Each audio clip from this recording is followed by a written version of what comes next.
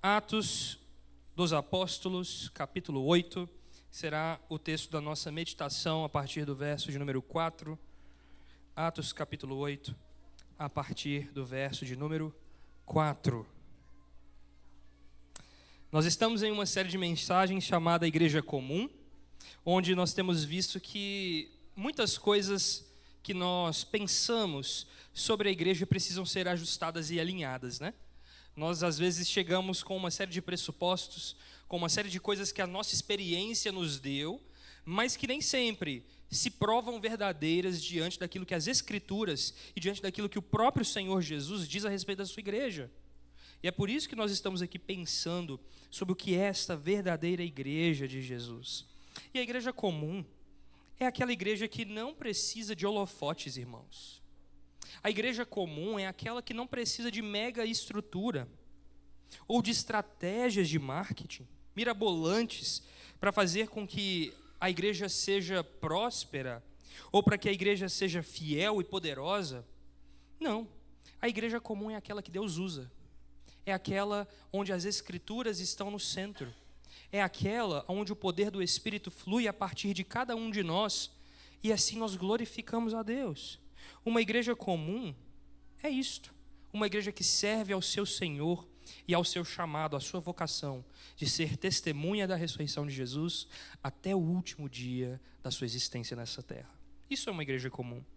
Nós passamos por diversos pontos aqui, mas é interessante que, se nós formos honestos e começarmos a pensar, muitas igrejas hoje parecem mais empresas do que igrejas.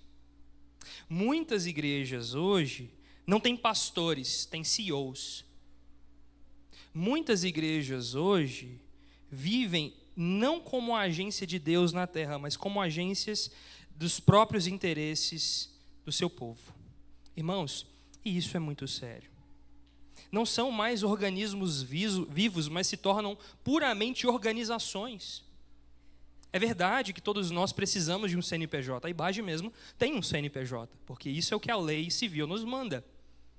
Mas nós não somos o nosso CNPJ. Nós não somos a nossa placa. Nós não somos a nossa denominação. Mas nós somos a igreja de Jesus Cristo. De maneira que, se tirarmos o CNPJ, tirarmos o nome IBAGE, tirarmos todas essas coisas, mas ainda estivermos aqui reunidos, continuamos sendo igreja. E isso é algo que deve tocar o nosso coração e nos lembrar pelo real motivo que nós estamos aqui. Qual é a diferença fundamental entre uma igreja fiel, uma igreja comum, e uma empresa religiosa? Qual é a diferença? A diferença real, meus irmãos, é que a igreja comum lida com algo que, por definição, não está à venda. A nossa fé não está à venda. Nós não estamos aqui comercializando o batismo, ou comercializando a ceia do Senhor, ou comercializando a palavra de Deus. Não, a fé não está à venda. E o texto que nos confronta a essa verdade hoje é o texto de Atos, capítulo 8, versos 4 a 25. E aqui nós veremos alguns cenários importantes para nós. Nós encontramos aqui uma igreja primitiva, uma igreja que acabou de testemunhar a ressurreição de Jesus Cristo, uma igreja que foi comissionada para ir por todo lugar do mundo pregando o evangelho. E este povo começa então a fazer isso, uma vez que Jesus já havia sido assunto aos céus, agora a igreja continua a sua missão. Em especial nesse momento do livro de Atos dos Apóstolos, nós encontramos uma figura interessante chamada Filipe. Este Filipe aqui não é um dos apóstolos, mas um daqueles que foram chamados para servir às mesas no capítulo 6 de Atos. Eu lembro a vocês que em Atos capítulo 6, há um momento de dificuldade dentro da igreja, onde a igreja não conseguia mais se organizar para servir às mesas, isto é, o cuidado com aqueles que necessitavam, as viúvas. E havia levantado-se ali uma contenda entre as viúvas dos judeus e dos helênicos, dos gregos. E para que essa contenda fosse resolvida e que todos da parte da igreja do Senhor Jesus fossem bem servidos, a igreja então levanta e escolhe alguns homens, conduzidos pelo Espírito Santo, para que servissem às mesas. Daí vem a palavrinha diaconia, serviço. E daí, muitos teólogos vão dizer que surge o que nós conhecemos como diaconato, o serviço dos diáconos às mesas. E Filipe era um desses. Filipe era um desses homens que foi levantado pelo Espírito de Deus no meio da igreja para servir às mesas. Juntamente com outra figurinha que nós conhecemos, Estevão, que no capítulo anterior acabou de sofrer martírio por causa da sua fé. Estevão havia morrido por causa do testemunho da ressurreição, irmãos. Quantas vezes nós pensamos que está tão distante de nós, não é verdade? Nós às vezes não temos a consciência. Mas aqui, neste momento da história onde a igreja estava vivendo, viver a sua fé significava, ou poderia significar, abrir mão da sua vida de maneira completa. Esse Filipe, então, começa a cumprir o seu chamado de pregar o evangelho por onde quer que fosse. E por conta das grandes perseguições que se levantavam, irmão, se você ler aí o versículo 1 do capítulo 8, você verá justamente uma figura emblemática que levanta, conduz grandes perseguições ao povo de Deus nesse momento. Saulo. Este Saulo concordou inteiramente com a morte de Estevão. Irmãos, este Saulo é o apóstolo que conhecemos posteriormente como Paulo. E ele aqui está cumprindo aquilo que pensava ser o correto diante de Deus, perseguindo a igreja do Senhor Jesus, perseguindo o próprio Senhor Jesus. Portanto, essa perseguição sistematizada dos judeus começa a crescer e pressionar a igreja reunida em Jerusalém, de maneira que agora eles começam a ser dispersos, fugindo da morte e da perseguição, não por covardia, irmãos, mas por sabedoria, a fim de cumprirem a sua missão. Saem então de Jerusalém e começam a se espalhar. Este Filipe então vai para um lugar que nós conhecemos, chamado Samaria. E ali ele começa a pregar o evangelho. Vamos ler o texto a partir do verso de número 4 em diante. Diz assim a palavra do Senhor: Enquanto isso, os que foram dispersos iam por toda parte pregando a palavra. Filipe foi à cidade de Samaria e anunciava Cristo ao povo dali. As multidões, unânimes, davam atenção às coisas que Filipe dizia, ouvindo-as e vendo os sinais que ele fazia. Pois os espíritos imundos, gritando em alta voz, saíam de muitos que estavam possuídos por eles. E muitos paralíticos e coxos foram curados, e houve grande alegria naquela cidade.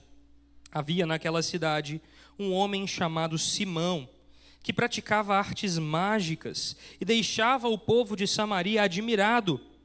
Dizia ser alguém muito importante, e todos lhe davam ouvidos, do menor ao maior, dizendo: Este homem é o poder de Deus, chamado Grande Poder. Davam atenção a ele, porque durante muito tempo os havia impressionado com as suas artes mágicas. Quando, porém, deram crédito a Filipe, os que os evangelizava a respeito do reino de Deus e do nome de Jesus Cristo, iam sendo batizados, tanto homens como mulheres. O próprio Simão abraçou a fé e, tendo sido batizado, acompanhava Filipe de perto, observando extasiado os sinais e grandes milagres praticados. Quando os apóstolos que estavam em Jerusalém ouviram que o povo de Samaria tinha recebido a palavra de Deus, enviaram-lhes Pedro e João. Chegando ali, oraram por eles para que recebessem o Espírito Santo, pois o Espírito ainda não havia descido sobre nenhum deles. Tinham apenas sido batizados em nome do Senhor Jesus. E então lhes impuseram as mãos e eles receberam o Espírito Santo. Quando Simão viu que pelo fato de que os apóstolos imporem as mãos era concedido o Espírito Santo, ofereceu-lhes dinheiro, dizendo: Deem também a mim este poder, para que a pessoa sobre a qual eu impuser as mãos receba o Espírito Santo. Mas Pedro respondeu: Que o seu dinheiro seja destruído junto com você, pois você pensou que com ele poderia adquirir o dom de Deus. Não existe porção e nem parte para você neste ministério, porque o seu coração não é reto diante de Deus. Portanto, arrependa-se desse mal e ore ao Senhor. Talvez Ele o perdoe por este intento do seu coração, pois vejo que você está cheio de inveja e preso em sua maldade. Simão disse aos apóstolos: peço que vocês orem ao Senhor por mim, para que não me sobrevenha nada do que vocês disseram. Eles, porém, tendo dado o seu testemunho e pregado a palavra do Senhor, voltaram para Jerusalém e evangelizavam muitas aldeias dos samaritanos. Vamos orar mais uma vez, pedindo a iluminação do Espírito de Deus sobre as Escrituras. Ó Senhor, fala conosco, ó Pai. Fala conosco através da Tua palavra, a fim de que o nosso coração seja conduzido a toda a verdade. Usa-me com graça, a fim de que o Teu povo seja alimentado. Que o Teu Espírito ministre ao coração dos meus irmãos aqui nessa manhã. É a nossa oração em nome de Jesus. Amém e amém. Queridos, o que vemos aqui então é algo inédito na história da igreja até esse momento. Veja que Jesus deixou-nos precedentes para entendermos, à medida que o ministério de Jesus avançava, de que o evangelho não era somente destinado aos judeus. Nós, inclusive, tivemos uma exposição aqui de um texto emblemático do encontro de Jesus com a mulher samaritana. E ali Jesus deixa claro, a salvação vem dos judeus, mas aquela salvação alcança o coração daquela mulher samaritana e talvez alguns dos seus companheiros de cidade. Mas veja que é Jesus fazendo este movimento. Gosto de lembrá-los também que quando Jesus enviou os seus apóstolos naquele momento do seu ministério para pregarem o evangelho de cidade em cidade, o que aconteceu durante o período onde Jesus estava com eles, Jesus dá uma orientação para que eles não fossem senão as ovelhas perdidas de Israel no primeiro momento. Afinal de contas, a mensagem do evangelho precisava alcançar o povo judeu em primeiro lugar. E até este momento aqui, na história, no livro de Atos, nós encontramos a igreja reunida em Jerusalém. Onde então estava a igreja de Jesus ali naquela cidade, naquele território? Em Jerusalém, naquela cidade. Nós sabemos que era um grande número de pessoas que se reuniam não em templos, pois não havia isso naquele momento, mas sim de casa em casa. Em muitas casas, então, estavam reunidos os crentes, cultuando ao Senhor Jesus. Jesus mesmo havia dado para eles uma orientação interessante, que nós encontramos em Atos, no capítulo 1, no verso 8, quando Jesus diz assim: esperem em Jerusalém, até que do alto vocês sejam revestidos de poder, e então serão as minhas testemunhas em Jerusalém, Judeia, Samaria e até os confins da terra. Veja então, irmãos, que existe uma progressão do avanço do evangelho, e isso é interessante para que a gente pense aqui. O evangelho começa no povo de Israel e parte ali inicialmente de Jerusalém. A partir dali, então, alcança a Judeia, a grande extensão territorial do povo judeu. A próxima etapa, então, era necessário que ele avançasse pela região de Samaria e, por fim, até os confins da terra. Lucas, ao escrever Atos, deixa isso registrado para nós nesta mesma sequência, e isso é interessantíssimo. Vemos que o evangelho, então, alcança Jerusalém, no primeiro momento, na figura dos discípulos. Logo depois, quando se cumpre de fato esta promessa do Senhor Jesus, quando acontece aquilo que nós chamamos de Pentecostes, muitos judeus estavam reunidos de toda a Judeia e de todos os lugares do mundo e testemunharam um evento emblemático. Ali muitos creram e muitos foram batizados, a igreja avançava. No entanto, até este momento aqui, o evangelho não havia saído das suas fronteiras do povo de Israel. Tinha alcançado o povo em Jerusalém, tinha alcançado um povo na Judeia, mas ainda não havia alcançado e ter sido pregado pelos apóstolos de Jesus como testemunha da sua ressurreição nas regiões de Samaria e por aí em diante. É por isso, então, que todo esse contexto para nós é necessário.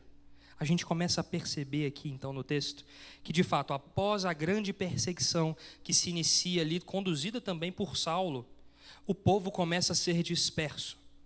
Ali, figuras que estavam ali reunidas, inclusive estes que foram chamados para servir às mesas, em Atos capítulo 6, também são enviados dispersos. a fim de que pudessem começar a pregação do evangelho. Os apóstolos, no entanto, permaneceram em Jerusalém até o momento que fosse possível, irmãos. E vale lembrar que quando nós estamos tratando de Samaria, nós estamos aqui falando de um contexto histórico muito desafiador para o povo judeu. Os judeus não se davam bem com os samaritanos. E parece que as escrituras registram isso para nós o tempo inteiro. E essa inimizade, irmãos, é bem antiga. Remonta ao período dos exílios, com o exílio assírico nas tribos do norte, misturando todo o povo ali com todo tipo de região e paganismo. Aquele povo perde um pouco da sua fidelidade ao Senhor. Preservam o culto a Yahvé, mas à sua maneira. Estabelecem outro monte, que não Jerusalém, para adorar, o Monte Gerizim. Começam a rejeitar a grande escritura e permanecem consigo somente a Torá.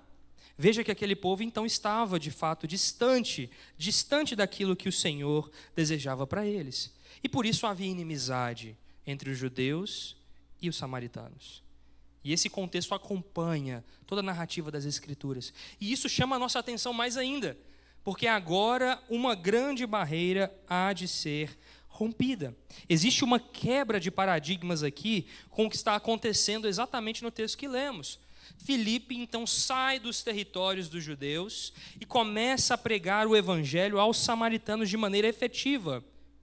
Veja que aquele movimento que Jesus faz com a mulher samaritana e com outras situações ali, são situações pontuais e específicas. E eu creio que o Senhor dá isso para nós como indicativos daquilo que a igreja faria no futuro. Agora chegou o momento onde aqueles que estavam sendo dispersos, já cheios do Espírito Santo, são agora testemunhas vivas de Jesus e saem pregando por todos os lugares. Então aqui, de fato, Filipe começa a quebrar paradigmas.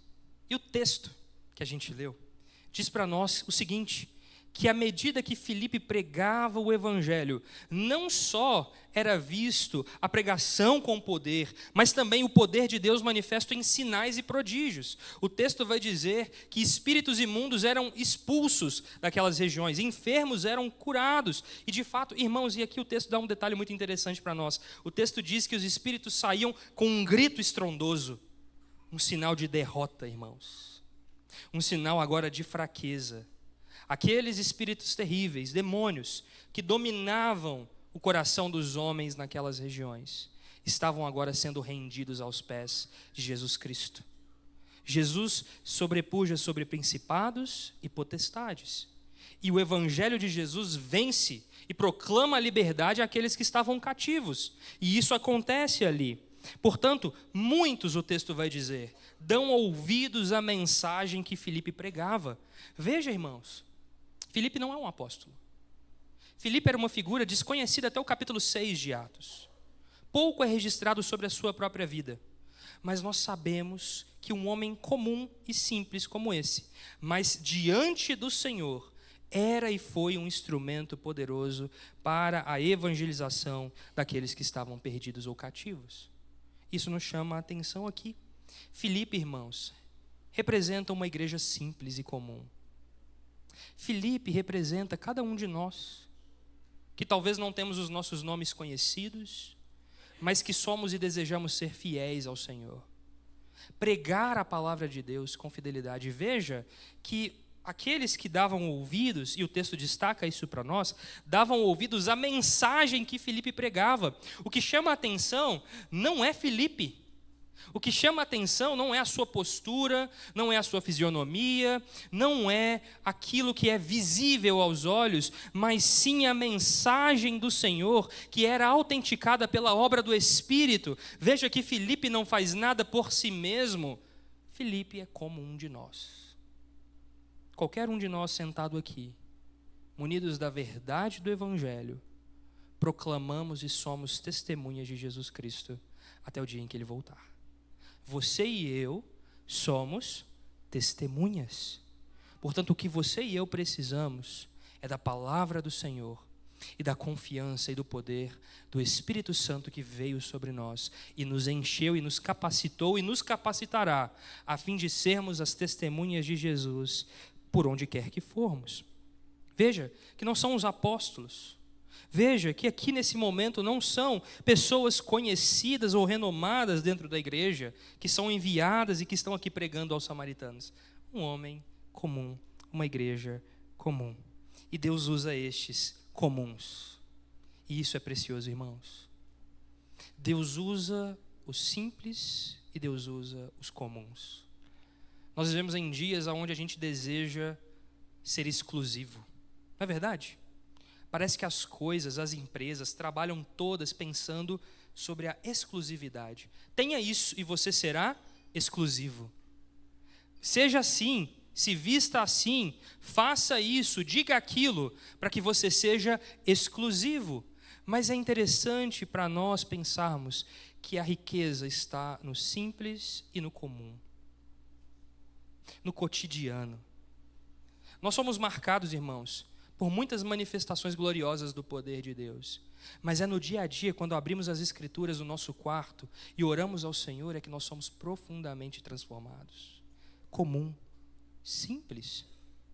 Nós prezamos e glorificamos a Deus pelo privilégio que temos de nos reunir aos domingos, um dia solene para cultuarmos a Deus. Mas como é o nosso culto comum?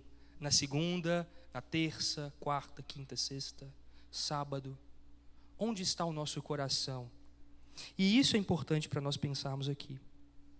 Não havia, irmãos, em Filipe um desejo pela fama, pelo poder.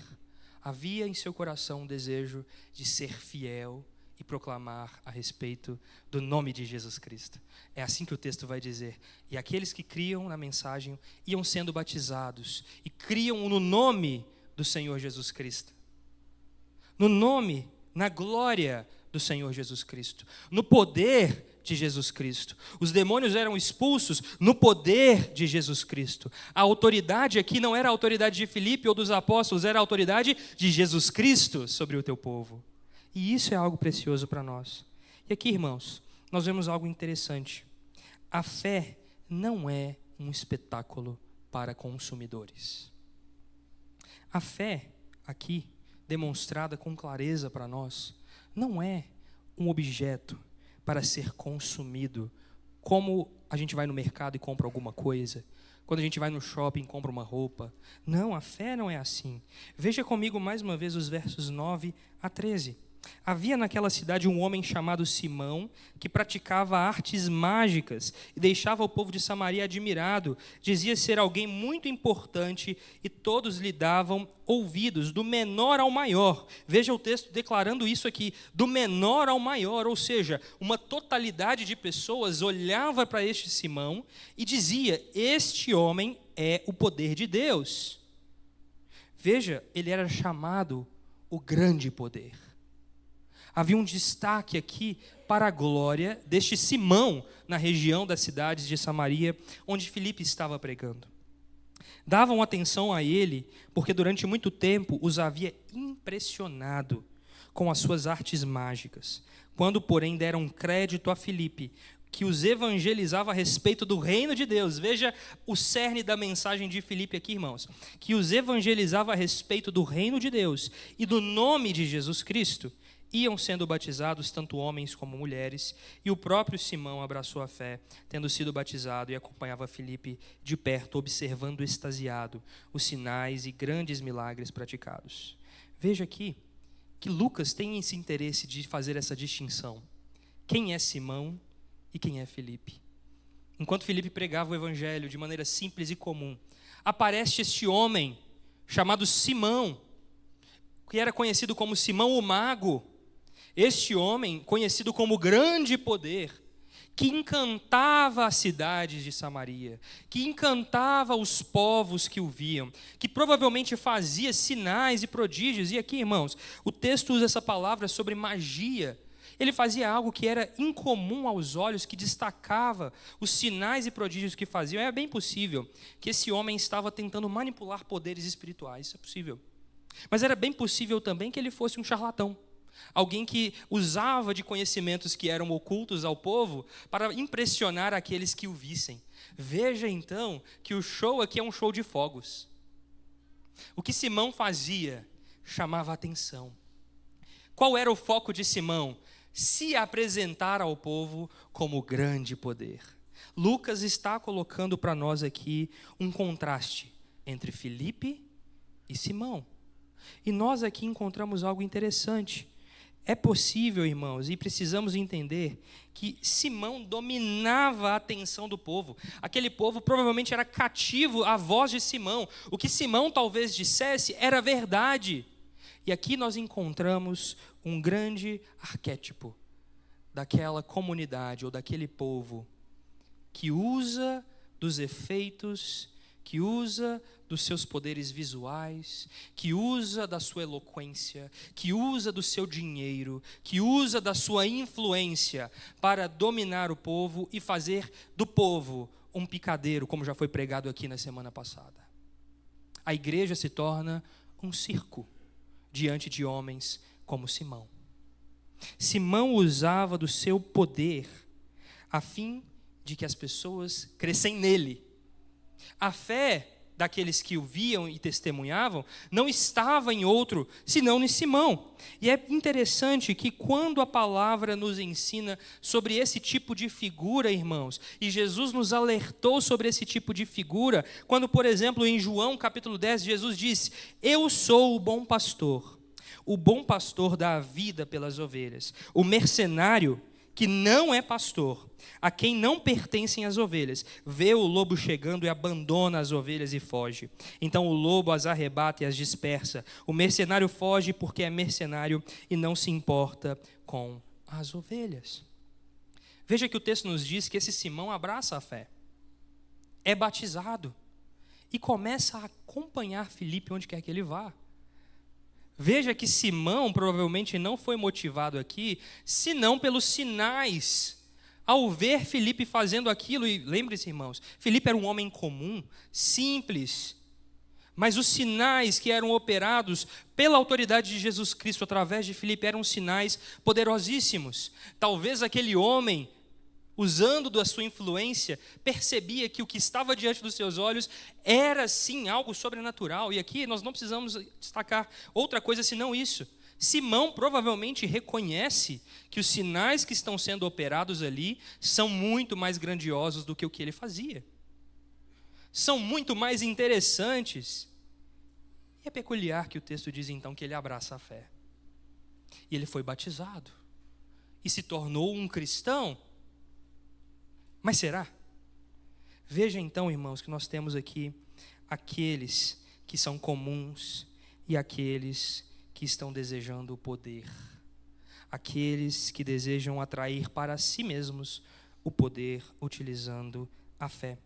A ênfase aqui, meus irmãos, é sempre para que aqueles que foram enviados com a mensagem da cruz, que sejam simples e comuns, e os sinais que autenticam a verdadeira fé, não divorciam o conhecimento do Evangelho da verdade que está diante dos olhos.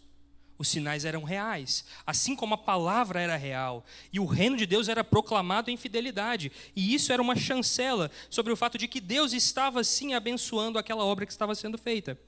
Mas acontece que muitos, até hoje, irmãos, tentam comprar o poder de Deus. Se colocam com vestes, vou usar o termo pastorais, se colocam como líderes, mas desejam poder. O seu desejo é abandonar as ovelhas quando o lobo vem. Irmãos, isso é muito triste. Mas nós não podemos negligenciar esta verdade que acompanha a nossa vida aqui no Brasil. Eu diria mais, não só no Brasil, no mundo todo. Quantas comunidades, irmãos, as pessoas estão atrás de eventos, de situações que são visuais. Elas querem uma igreja perfeita, visualmente, querem ar-condicionado bom, querem um departamento infantil perfeito, querem um espaço que seja agradável aos olhos. Mas, irmãos, nós não estamos aqui pelas coisas que nós podemos ver, nós estamos aqui pela obra da salvação que nos alcançou pelo nome de Cristo Jesus. E se você está aqui por qualquer motivo senão esse, repense a sua estada neste lugar. Irmãos, nós somos chamados a sermos comuns. cheios do Espírito e fiéis na pregação do Evangelho. Esse é o nosso chamado. As demais coisas, irmãos, podemos ter ou não ter, mas elas não são essenciais. Mas acontece que a igreja representada por Simão vê como essas coisas como sendo o grande fundamento da instituição, ou o grande fundamento dos seus próprios impérios, dos seus próprios desejos. O desejo de Simão não era outro senão ter aquele poder que testemunhou para si mesmo. O que Simão desejava comprar não estava à venda. Não podia ser comprado. Simão é um exemplo claro, irmãos, daqueles que podem até ser simpatizantes da fé cristã, ou se considerarem de fato cristãos, mas ainda assim têm intenções em seu coração que são completamente contrárias ao caráter de Deus e ao caráter do evangelho pregado. Irmãos, eu vi uma frase essa semana do pastor John Piper, um homem que eu respeito muito e admiro muito, e ele dizia assim: a mensagem sempre será maior do que aquele que prega. Isso significa, então, que nenhum de nós, pregadores do Evangelho, está à altura da mensagem. Evidentemente que pregaremos coisas que estamos lutando para viver. Mas veja só o contraste daqueles que são cristãos, a forma de Simão. Eles desejam se colocar mais altos do que a pregação do Evangelho. Usam-se de vestes de hipocrisia, numa tentativa de se beneficiar ou de esconder de fato qual é a intenção real do coração deles. Irmãos, mas isso não está diante somente dos líderes. Filipe e Simão representam também dois povos, não somente dois líderes. A igreja, a empresa, representada aqui por Simão, investe em um espetáculo, marketing, entretenimento, atrair consumidores, pessoas que vão entrar aqui e consumir aquilo que a igreja produz. A igreja comum, representada por Filipe, foca na pregação simples e fiel do Evangelho, deixando que Deus faça as obras que são autênticas da pregação do Evangelho, que autenticam a palavra de Deus ministrada. Simão era CEO da sua própria empresa, da sua própria religião, da performance, enquanto Filipe era um servo comum de Jesus Cristo. Nós não podemos e não somos chamados a sermos profissionais da fé. E isso inclui você, irmão. Você não é consumidor de igreja. Você não foi chamado para ser consumidor de pregação. E aqui eu não estou criticando você que assiste pregações no YouTube, irmãos, mas veja o seu coração. Será que você se tornou aquele que gosta de consumir? Aí você diz: eu vou ouvir esse pastor hoje, amanhã eu vou escutar esse outro aqui. Esse sermão aqui, o título não me chamou a atenção, acho que eu não vou ouvir não. Irmãos, as pessoas às vezes vivem a vida dessa maneira, escolhendo o que querem comer. Mas eu digo a vocês, nós não temos autonomia para isso. É por isso que nós somos chamados a entender e a conhecer todo o conselho de Deus. Afinal de contas, haverão momentos que seremos confrontados no nosso coração e haverão momentos que seremos confortados e seremos conduzidos à esperança. Mas não cabe a nós julgar qual é o momento para cada uma dessas coisas. Veja, nós estamos cativos à palavra de Deus. A igreja comum é assim. Será que você vive como um grande consumidor dentro da igreja? Eu gosto dessa atividade, vou participar ali. Eu gosto daquela pessoa, vou sentar do lado dela. Será que você lida com a igreja com essa mesma ótica empresarial? Líderes e comunidades empresariais geram crentes da mesma natureza. São ensinados a apreciar o que os olhos podem ver, rejeitam a pregação fiel do Evangelho e abraçam os shows de fogos que muitos púlpitos no Brasil continuam fazendo. Irmãos, nós não estamos aqui para brincar. O membro consumidor busca a igreja que oferece a melhor experiência. Qual é a melhor experiência? Nossa, eu me senti tão bem, porque o culto era assim, a palavra era desse jeito, o som estava agradável. Que legal. Irmãos, ser bem recebido numa comunidade é importante. Ter comunhão e se sentir bem na sua comunidade é bom. Mas essa não é a razão pela qual nós estamos aqui. Porque haverão momentos onde nós receberemos palavras duras, repreensões, correções, e isso não é bom. A não ser que você considere bom receber repreensão, porque eu acho que ninguém gosta de ser repreendido. Mas de fato, irmãos, é aqui que nós precisamos pensar. Nós não podemos viver uma vida consumindo a fé cristã, como se ela fosse um produto. Você precisa entender que o culto não é para te agradar, que as canções não são favoráveis aos seus ouvidos, que a palavra não deve ser agradável ao seu tom, mas sim diante daquilo que Deus propõe para nós como povo de Deus. E é um perigo, irmãos, em vivermos uma vida de consumo na nossa fé cristã. Nós perdemos fácil o foco.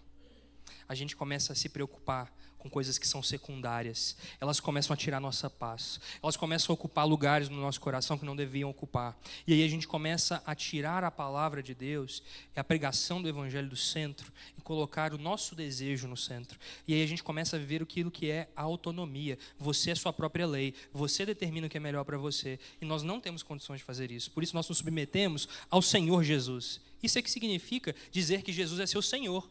Significa assim, eu não tenho condições de dizer para mim o que é melhor para mim. Eu delego isso à autoridade daquele que me conhece perfeitamente, Jesus Cristo, o meu Senhor. Onde nós estamos aqui? Irmãos, é por isso então que o texto nos mostra essas verdades. Mas mais, mostra ainda que o poder de Deus não é uma mercadoria qualquer. E o texto vai dizer isso para nós dos versos 14 a 19, quando então João e Pedro são enviados a Samaria para entender o que estava acontecendo ali. Veja que muitos irmãos haviam sido batizados, muitos estavam crendo no Evangelho, mas o texto vai destacar para nós aqui que eles ainda não haviam recebido o Espírito Santo de Deus. E aqui vale explicar isso para vocês. A conversão, irmãos, é obra do Espírito, não é verdade? Nós só somos convertidos a Jesus pelo poder do Espírito Santo. É Ele que abre os nossos olhos, é Ele que nos conduz à fé, e isso continua sendo verdade aqui no texto. No entanto, uma das marcas do livro de Atos é expressar aquilo que era visível aos olhos, que chancelava de fato aquela mensagem. E veja, nós estamos aqui em um tempo de transição na igreja. Os judeus deixavam o judaísmo e abraçavam a fé em Jesus Cristo. Havia ali então chancelas da parte de Deus. A primeira delas, o dia de Pentecoste, onde visivelmente a fé foi colocada diante daquelas pessoas que estavam ali. E isso aqui também haveria de acontecer em Samaria.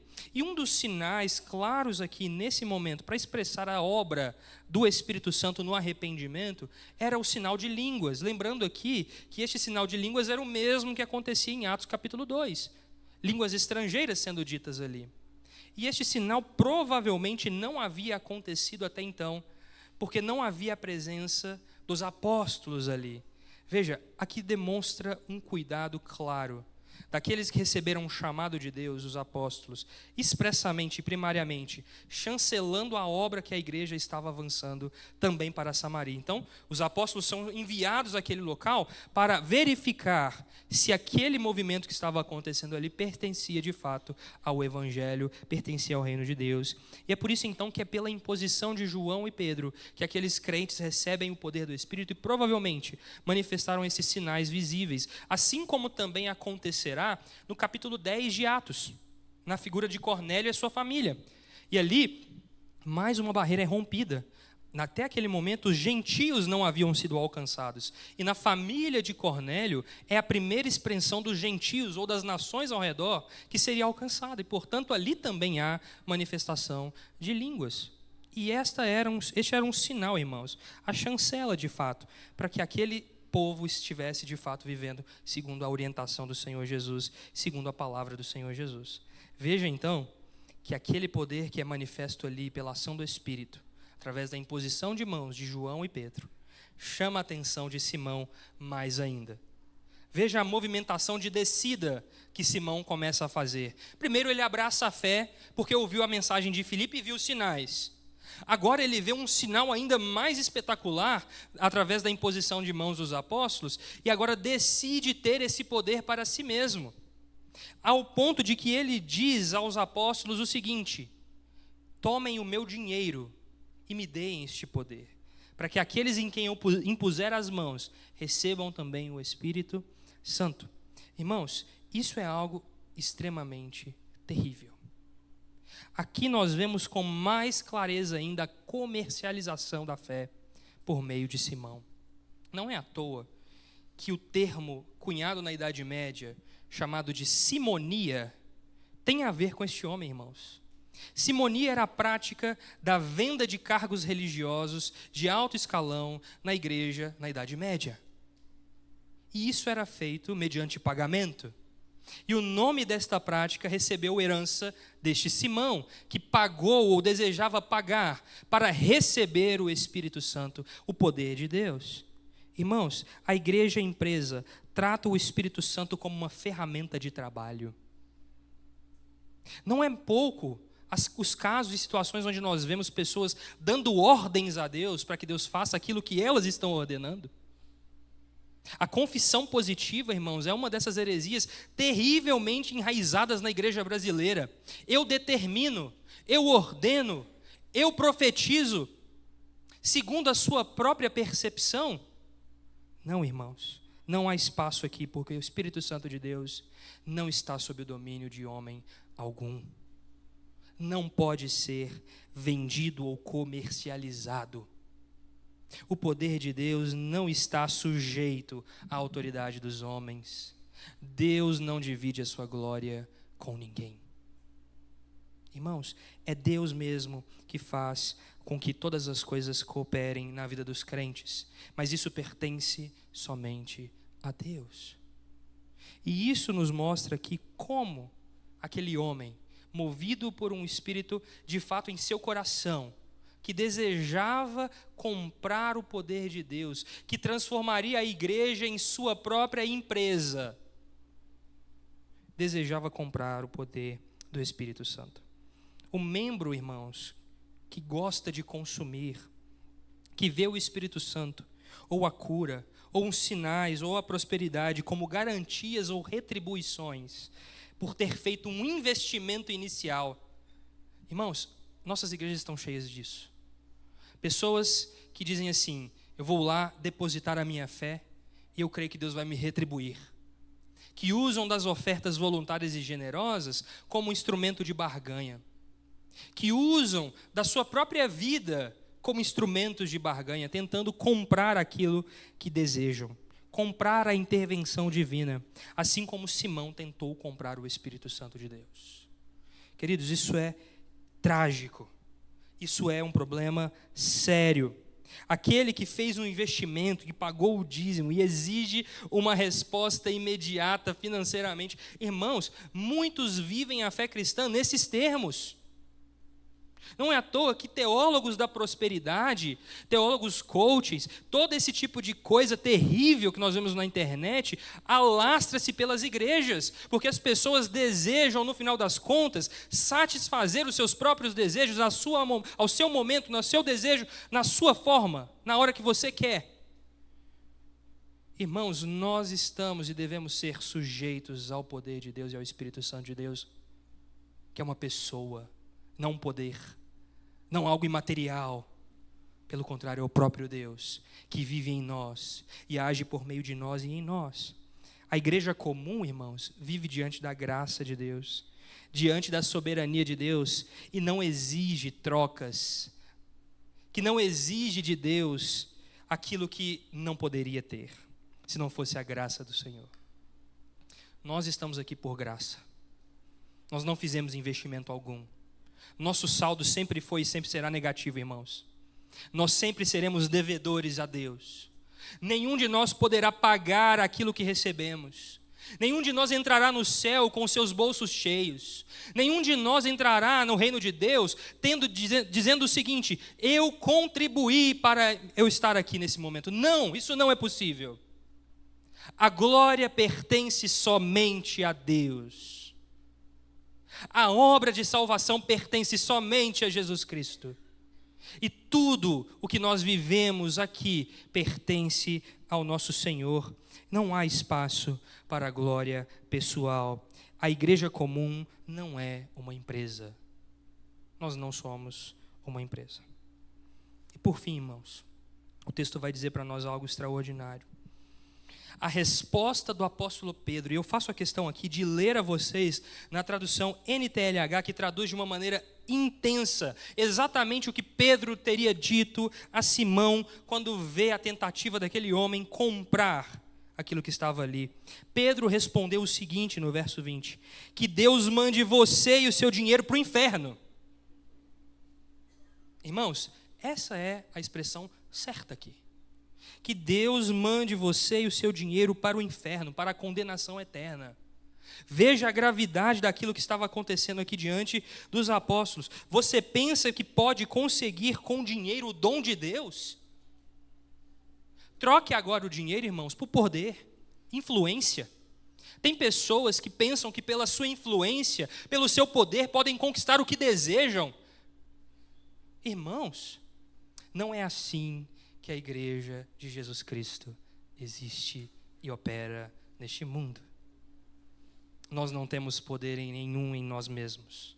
Não há poder nenhum em nossas influências ou nossas posses. Afinal de contas, nós dispomos de tudo para seguir a Jesus Cristo. Ou será que você faz isso com ressalvas?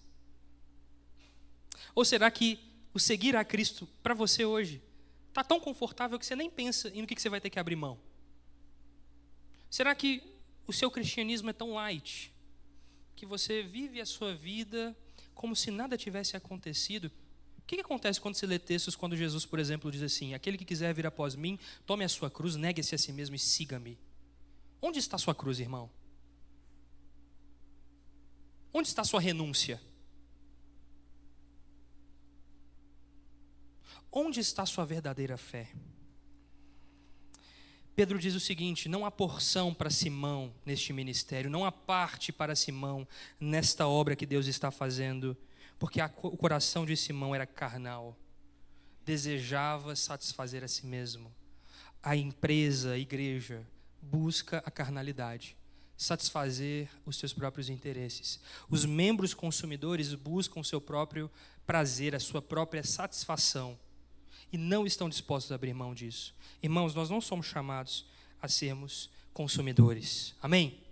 Nós somos chamados a sermos crentes que creem no Senhor Jesus, que se arrependem dos seus pecados, que confessam a fé verdadeiramente, que renunciam a tudo o que for necessário, até mesmo a sua vida, se isso for necessário. Será que você está disposto a abrir mão de seus bens, do seu status, da sua própria vida por amor a Jesus? Porque se você pensar isso e perceber que você não está, hoje é o momento para que você peça ao Senhor, para que Ele te mostre o que é necessário para que você o siga.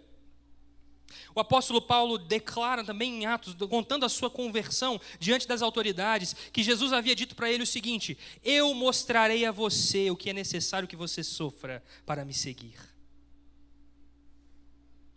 Irmãos, será que nós estamos agora como os bois, dando coice nos espinhos, porque rejeitamos o senhorio de Cristo sobre nós?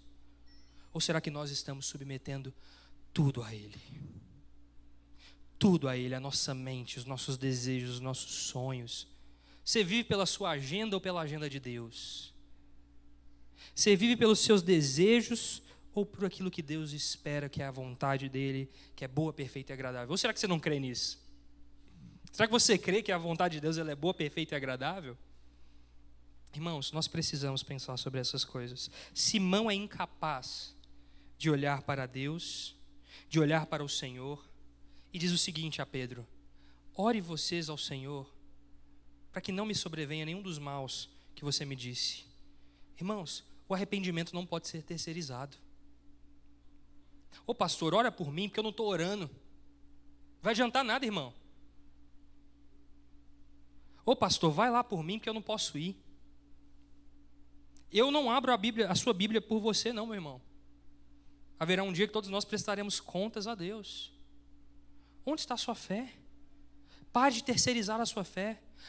Eu não vou naquela igreja por causa do outro irmão lá que fez tal coisa comigo. Você está terceirizando a sua responsabilidade por causa do outro? Eu não vou naquela igreja por causa disso. Veja, o evangelho passa longe do critério pelo qual a pessoa vai à igreja. Mas todas as outras coisas estão lá. Irmãos, cuidado com isso. Que o Senhor nos ajude. Eu falo isso para vocês com um coração chorando, porque o que nós vemos nesse Brasil afora, irmãos, é devastador. É por isso que Lucas registra no Evangelho o seguinte, palavras do Senhor Jesus, quando ele diz, quando o Filho do Homem vier, encontrará fé na terra? Vivemos dias terríveis. Mas a palavra de Deus também nos diz, através do apóstolo Pedro, que o juízo do Senhor começa pela casa de Deus. Que o Senhor possa conduzir o nosso coração em arrependimento, se é que estamos tratando a fé como de fato uma empresa, como um negócio. Se estamos tratando a igreja como uma empresa. Se estamos tratando as nossas relações entre irmãos como se fosse uma relação comercial. Se estamos desejando comprar a fé ou o poder de Deus. Que Deus nos corrija, irmãos. Que nós não sejamos estes que terceirizam o seu arrependimento, que terceirizam as suas responsabilidades, que não assumem compromissos diante de Deus. Que o Senhor nos livre disso. Vale dizer, irmãos, que a tradição da igreja costuma atribuir a Simão, este Simão o Mago, como sendo um dos grandes fundadores de uma das maiores heresias que já ocorreu dentro da igreja cristã, que é o gnosticismo. A tradição da igreja, vários pais da igreja reconhecem como este Simão sendo aquele fundador desta heresia. Sendo isto verdade ou não, o que eu digo a vocês é que nós não sejamos encontrados com um coração como o coração que Simão apresenta, com intenções impuras, intenções empresariais, interesses pessoais. É por isso que o apóstolo Paulo fala assim em Filipenses capítulo 2, tenham vocês o mesmo modo de pensar que houve também em Cristo Jesus. Não pensem nos seus próprios interesses, mas pensem nos dos outros. E é por isso, irmãos, que nós precisamos da graça do Senhor. E é por isso que hoje é dia de arrependimento. Hoje é o dia de nós nos arrependermos e confessarmos ao Senhor os nossos pecados. Hoje é dia de falarmos ao Senhor, Senhor, eu desejo viver uma fé genuína, que não lida com as coisas da palavra do Senhor como mercadorias. Hoje, Senhor, eu desejo viver uma vida de fidelidade, abraçar a fé, fazer a confissão como nós fizemos aqui do credo apostólico. Isso é fácil, irmãos. Difícil é viver isto. Difícil é permanecer na fé. Por isso eu e você somos chamados a permanecer. E o meu desejo, o desejo dos pastores dessa igreja, é que cada um de nós aqui possamos permanecer na fé. Se o seu braço estiver cansado, peça ajuda. Se você estiver com o joelho vacilante, clame por socorro. Porque o nosso desejo deve ser cuidar uns dos outros e assim testemunhar a ação de Deus no meio do povo dele, porque nós somos uma família, não uma empresa. Aqui não tem CEOs, aqui não tem gerente administrativo, aqui não tem essas coisas. Aqui tem irmãos que zelam uns pelos outros e zelam todos pelo Evangelho de Jesus Cristo, que deve ser proclamado até o último dia da nossa vida. E que nós sejamos testemunhas uns dos outros. Se houver um dia, irmãos, que este púlpito pregar qualquer coisa que não seja fiel à palavra de Deus, que você seja corajoso e se levante para corrigir os seus irmãos, a fim de que o nome do Senhor seja glorificado aqui e a fim de que o nosso coração seja parecido com o de Jesus Cristo. Amém? Vamos orar. Ó Senhor, nós te louvamos, porque a tua palavra é verdade, porque o Senhor é bom e a sua misericórdia dura para sempre. Senhor, nos ajuda a não tratar a fé como mercadoria. Nos livra, Senhor, de termos um coração completamente impuro, como disse Simão. Nos livra, Senhor, de vermos as coisas que acontecem, as coisas que os nossos olhos podem ver, como sendo o grande foco da nossa existência, ó Pai. Nos livra, ó Deus, de sermos consumidores de igreja. Nos livra, ó Deus, de sermos consumidores de artefatos da fé. Mas que o Senhor nos ajude a sermos cristãos genuinamente cheios do Espírito Santo do Senhor, que proclamam a mensagem do Evangelho com fidelidade e verdade, que anunciam o reino de Deus no nome do Senhor Jesus Cristo. Livra, Senhor, os púlpitos do Brasil de falsos profetas. Livra, Senhor, as igrejas de dominadores dos rebanhos. Livra, Senhor, as comunidades de se tornarem empresas. Livra-nos disso, ó Deus, a fim de que o seu nome seja glorificado. Guarda o seu povo. Nos ajuda a permanecer de pé em fidelidade, ó Pai. Porque se não for a sua mão sobre nós, o que seria de nós? Nós não podemos por nós mesmos, ó Deus. Não há nenhum poder que esteja sujeito à nossa autoridade, mas é o Senhor que nos chamou para vivermos uma vida transformada. Por isso eu te peço, encha os meus irmãos com teu Santo Espírito. Encha-os com a verdade do Evangelho. E nos ajuda a sermos guardiões da verdade, ó Deus. E a sermos de fato um povo que ama o Senhor de maneira simples e comum, a fim de que o seu nome seja glorificado em nós, e que Satanás seja envergonhado, ó Pai, a fim de que o seu nome seja glorificado. É a nossa oração em nome de Jesus. Amém. Amém. Que o grande amor de Deus, o nosso Pai, a graça salvadora de Jesus, a comunhão e a direção do Espírito Santo seja com todo o povo do Senhor, reunido aqui e para sempre. Amém. Amém. Meus irmãos, alguns avisos e vocês já estarão liberados.